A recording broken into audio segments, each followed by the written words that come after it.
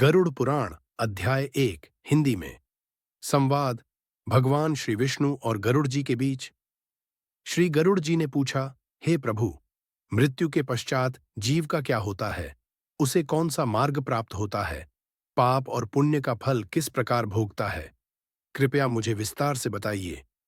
भगवान श्री विष्णु ने उत्तर दिया, हे गरुड़, तुमने अत्यंत महत्वपूर्ण प्रश्न पूछा है।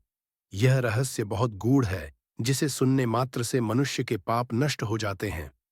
जब मनुष्य का शरीर नष्ट होता है, तब उसका प्राण सूक्ष्म शरीर के साथ यमदूतों द्वारा ले जाया जाता है।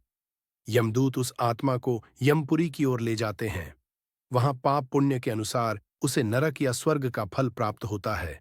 जो मनुष्य जीवन में धर्म, सत्य, दान, ब्रह्मचर्य, अहिंसा आदि सद्गुणों का पालन करता है, वह पुण्यात्मा होता है और मरने के बाद स्वर्ग में स्थान प्राप्त करता है। वहीं जो पाप करता है, जैसे चोरी, हत्या, झूठ, व्यभिचार आदि, वह मृत्यु के बाद नरक की यातनाएं भोगता है। पुण्यात्मा की यात्रा इस प्रकार होती है। मरने के पश्चात पुण्यात्मा की पुष्पों की सेज पर बैठाकर यमराज के दूत प्रेमपूर्वक उसे ले जाते हैं। उसे रास्ते में कोई पीड़ा नहीं होती। देवदूत उसे सम्मान के साथ स्वर्गलोक में ले जाकर उसके कर्मों के अनुसार दिव्य सुख देते हैं। पापात्मा की यात्रा इस प्रकार होती है। पापी जीव को यमदूत भयानक रूप धारण कर क्रूरता से खींचकर यमलोक ले जाते हैं। वह जीव अत्यंत कष्ट पाता है। उसके मार्ग में कांटे, अग्नि, पत्थर और रक्त की नदियां आती हैं। रास्ते में 248 योजन, लगभग 2000 मील की दूरी तय करनी पड़ती है।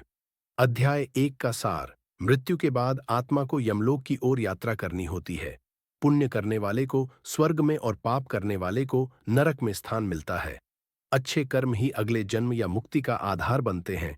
गरुड़ पुराण का श्रवण मात्र से भी पापों का नाश होता है।